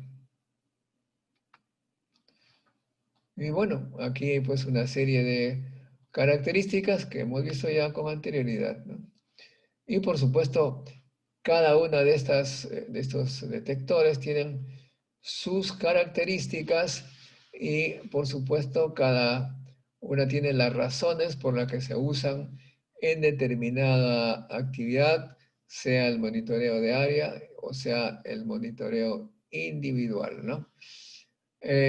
Obviamente, cuando uno da este tipo de charlas, pues se tiene una serie de características que se pone uno a revisar, pero lo importante, como lo he señalado en anteriores clases, es que ustedes, como físicos, sepan...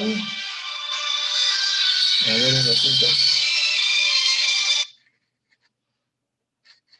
Un ratito, por favor.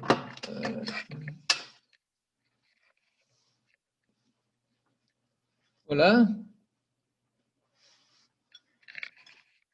Estimado Estuardito, estoy en clase dictando por... Te llamo apenas termine, ¿ya? Te llamo. Ok. A ver, entonces, decíamos,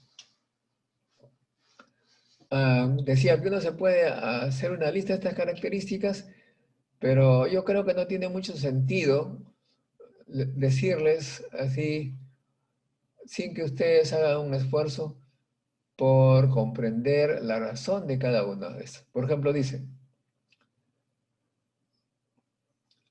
el límite de la tasa de dosis que puede ser monitoreada debería ser tan alta como posible, como sea posible. Alta colección de carga en el tiempo se requiere alta colección de carga, o sea, que se colecte muchas cargas. ¿Ah? ¿Por qué? ¿Cuál es la razón?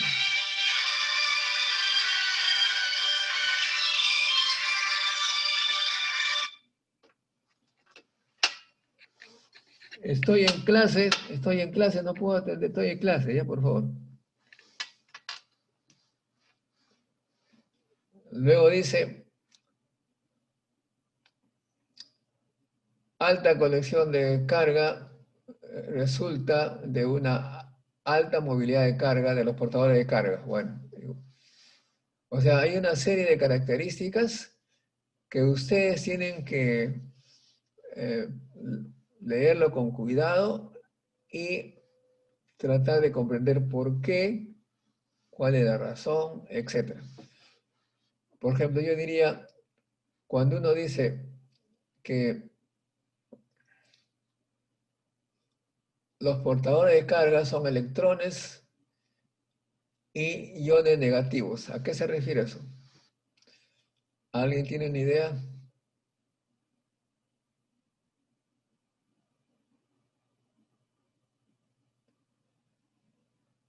O dice, la movilidad de los iones negativos es alrededor de 3 órdenes de magnitud más pequeña que la de los electrones. A ver, ¿por qué es eso? Como físicos, ustedes tienen que dar una respuesta como estudiante de posgrado. Dice, los gases nobles son gases no electronegativos, en el cual la formación de iones negativos por electrones que se unen es evitado. ¿Se da cuenta? Entonces, este tipo de cosas no es, digamos, no vamos a listar esas características, sino que ustedes tienen que ir estudiando por qué, que el significado de esa frase. ¿Se entiende la idea o no, estimados jóvenes?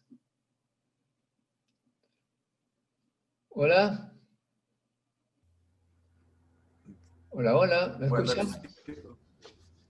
¿Se entiende, no?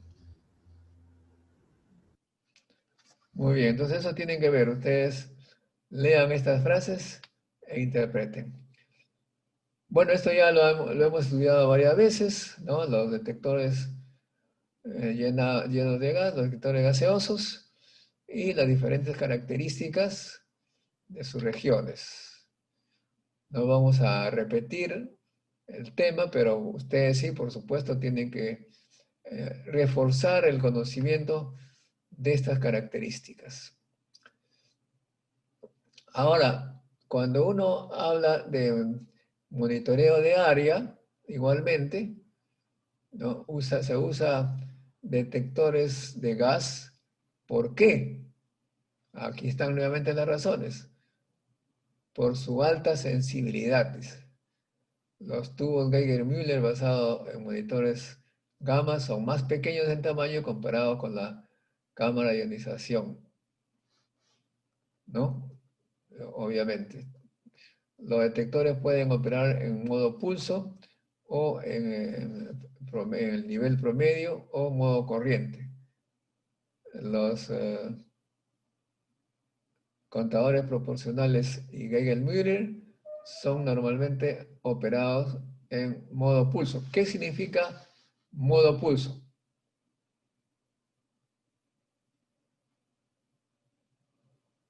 ¿Ah?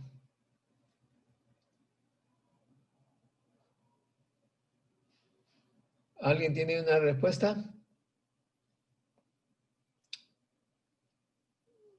Bueno, ese tipo de cosas tienen ustedes que pensarlo, ¿no?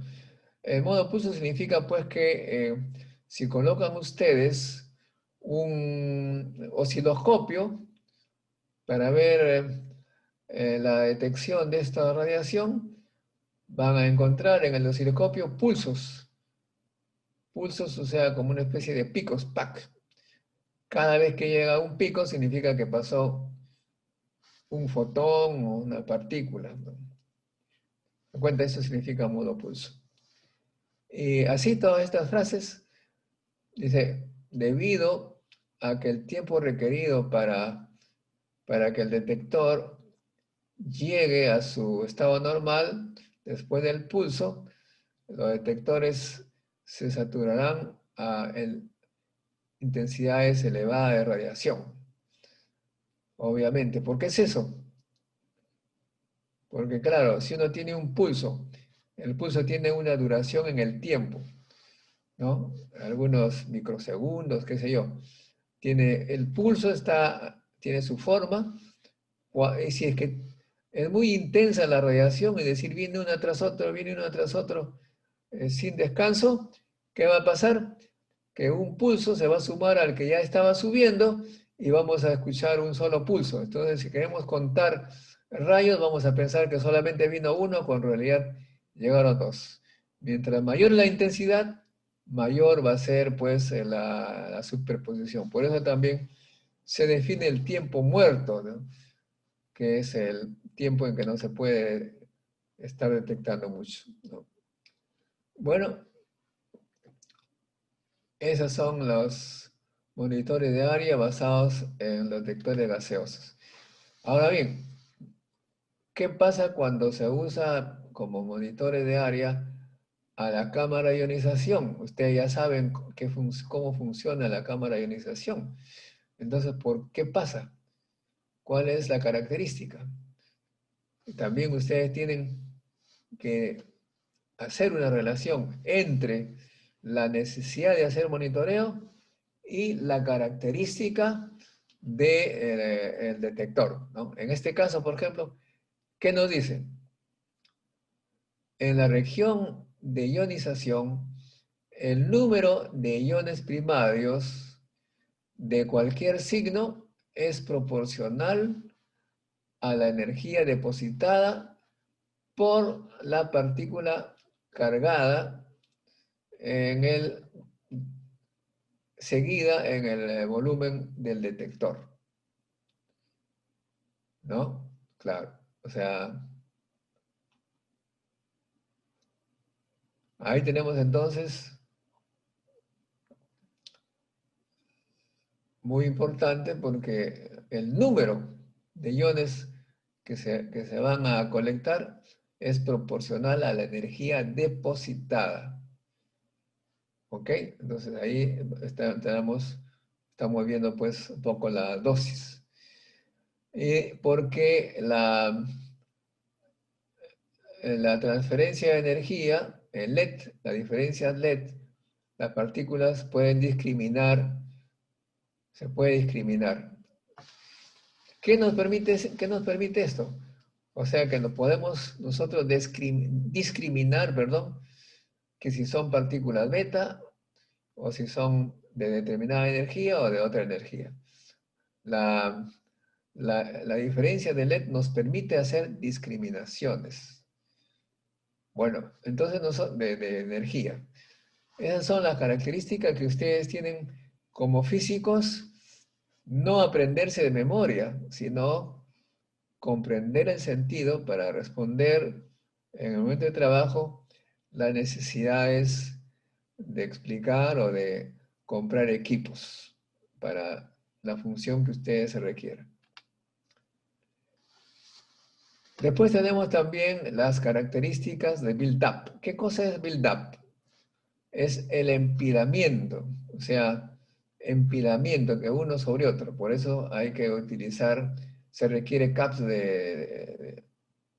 para evitar esto, para mejorar la eficiencia de detección cuando se mide fotones de alta energía y ellos removerían los fotones de baja energía.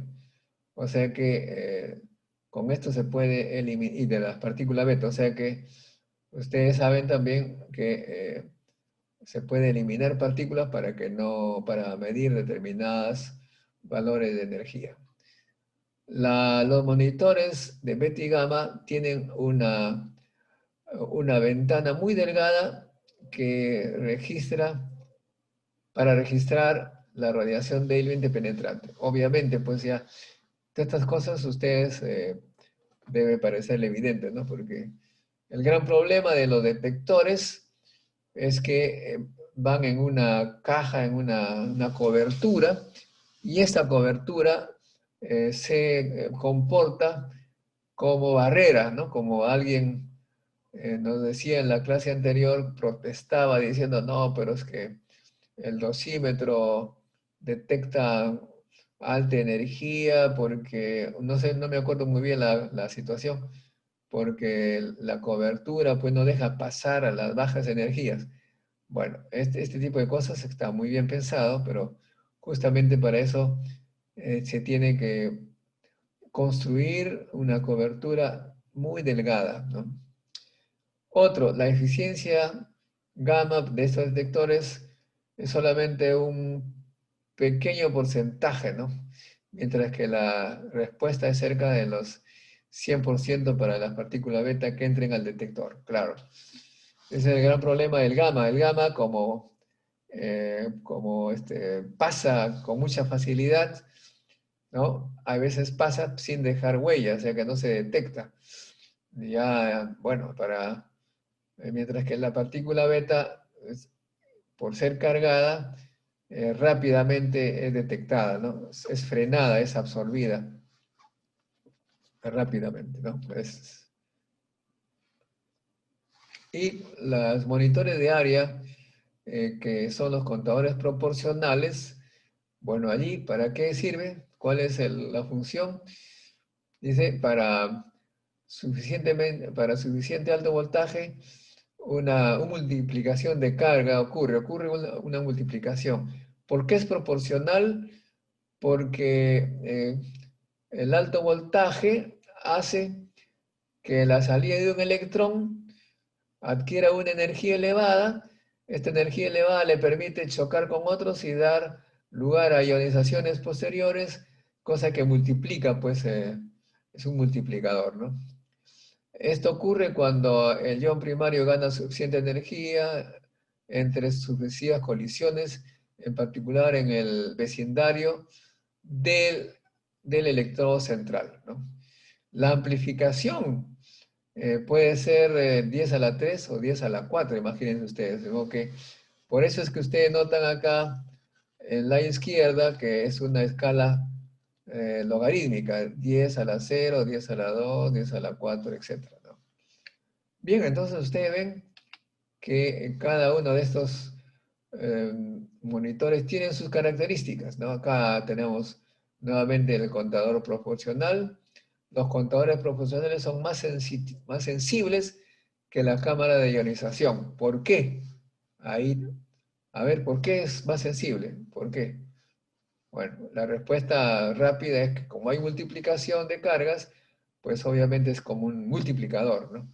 Los contadores proporcionales son convenientes para la medición en bajos campos de radiación. Bueno, claro, con esta característica de multiplicación nos permite hacer esa medición. Bueno, de esas preguntitas ustedes tienen que darle una razón, porque si en el examen viene va a haber preguntas de comprensión, no de descripción. Ustedes saben, estimados alumnos, la famosa historia de Feynman, ¿no? Creo que les conté, puedo repetir. Feynman era un muchacho que le gustaba comprender cómo es que funcionaban las cosas, cómo crecían las plantas, las flores, los árboles, etcétera, etcétera, etcétera. Un día en un paseo de colegio, le preguntaron a los muchachos, ¿cómo se llama? ¿Qué tipo de árbol es este? ¿Qué familia? ¿Qué especie? Entonces los chicos todos respondían y Feynman no respondía, ¿no? Entonces, oye, pero tú eres tonto, no sabes nada. Dijo, no, yo sé cómo funcionan, pero los nombres no me interesan. Así aquí, estas explicaciones que nos dan hay que comprenderlas bien, porque hay que saber cómo funcionan las cosas. Finalmente, los neutrones. Bueno, los monitores de neutrones, ya dijimos, es especial, ¿no? Especial porque los neutrones son neutros y no se pueden detectar directamente. Sin embargo, los neutrones, por reacciones nucleares, producen partículas eh, cargadas como reacción, ¿no? Y los fotones también producen electrones por ionización, por efecto fotoeléctrico, qué sé yo. De modo que estos monitores de neutrones tienen pues una característica especial. Aquí tenemos, por ejemplo, la reacción de un neutrón que choca con el boro de 10 y como resultado de ese choque se produce el litio 7 y una partícula alfa. Pero acá dice neutrón térmico. ¿Qué significa eso? Para que ocurra esta reacción, el neutrón tiene que tener baja energía cinética. Se dice estar termalizado. Eso ocurre en el reactor nuclear. De modo que para detectar hay que tener boro 10, pero cubierto con un termalizador, digamos, ¿no? Y claro, si una vez que la reacción produce una partícula alfa, lo que finalmente se detecta es la partícula alfa, ¿no?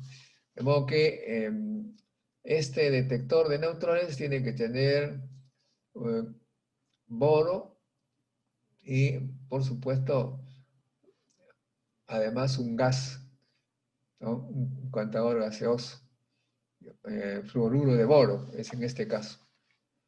Bien, entonces la física nuclear es aplicada para determinar instrumentos apropiados para cada uso. Acá, por ejemplo, tenemos nosotros un detector de neutrones para detectar neutrones rápidos, ¿no?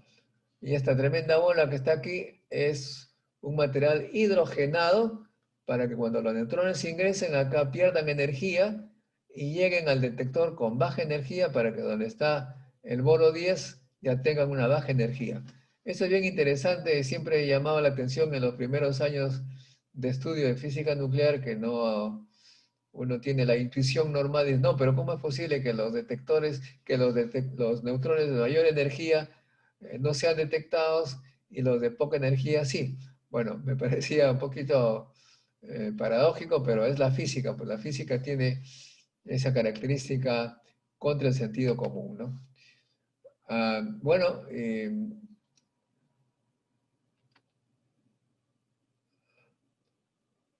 vamos ya terminando casi, estamos a las 9, vamos, acá tenemos los contadores de Geiger-Müller, que son de varios tipos, los más conocidos, y también, por supuesto, tienen sus desventajas, uno de los cuales tiene un tiempo muerto muy largo, o sea que no se puede detectar altas intensidades, ¿no? En fin, tenemos ese tipo de inconvenientes. Y también, por supuesto, tenemos los centelladores que ustedes conocen bien, ¿no? También lo hemos estudiado. Los centelladores, ¿cómo funcionan? Igualmente, es un fotomultiplicador que también ya hemos visto. También, obviamente, están los contadores semiconductores. ¿Cuáles son las características que nos permiten usarlo como monitores? Bueno, ya allí ustedes pueden estudiar con tranquilidad. Hemos estudiado también los semiconductores. Tienen diversas formas. Se pueden hacer electrónicos. Y claro, bueno, entonces hay pues las características importantes que tienen los dosímetros, los monitores de área. Muchos monitores tienen indicaciones electrónicas de audio que nos avisan que está pasando alta dosis y por supuesto esto significa que también hay que calibrarlos adecuadamente para tener confianza que los datos que nos están señalando es la más adecuada, ¿no? Bueno, vamos a dejarlo allí por ahora. En la próxima clase seguiremos un poquito este tema, pero básicamente ya ustedes tienen el mensaje de comprender, de tratar de comprender el porqué de las características que se unen, eh, que tienen cada uno de estos detectores y por qué es apropiado para usarlos en el caso de monitores de área, monitores personales. Ok, ¿alguna pregunta?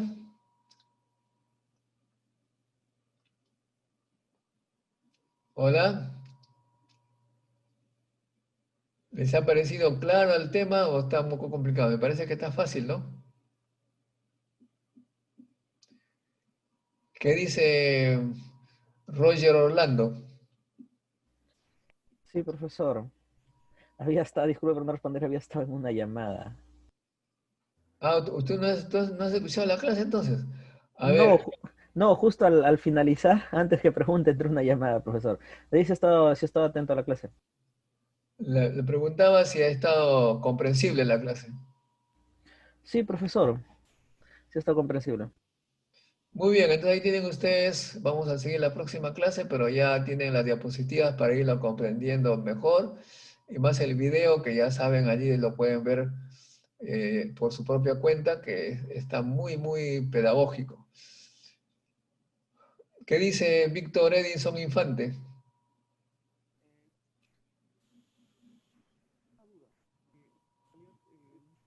No dice nada Víctor Edinson. Edwin Flores, Buenas noches, profesor. Sí, está interesante. La clase es un resumen prácticamente de lo que hemos estado avanzando hasta el momento. Y sí tiene razón en las preguntas, ¿no? Física de los dosímetros, ¿no? Ha estado muy productiva la clase, profesor. Gracias. ok muchachos, entonces lo dejamos ahí. Cuídense bien, nos vemos en la próxima clase. ¿Eh? Hasta pronto. Hasta mañana, profe. También, profesor. Mañana, profesor. Ya, hasta mañana.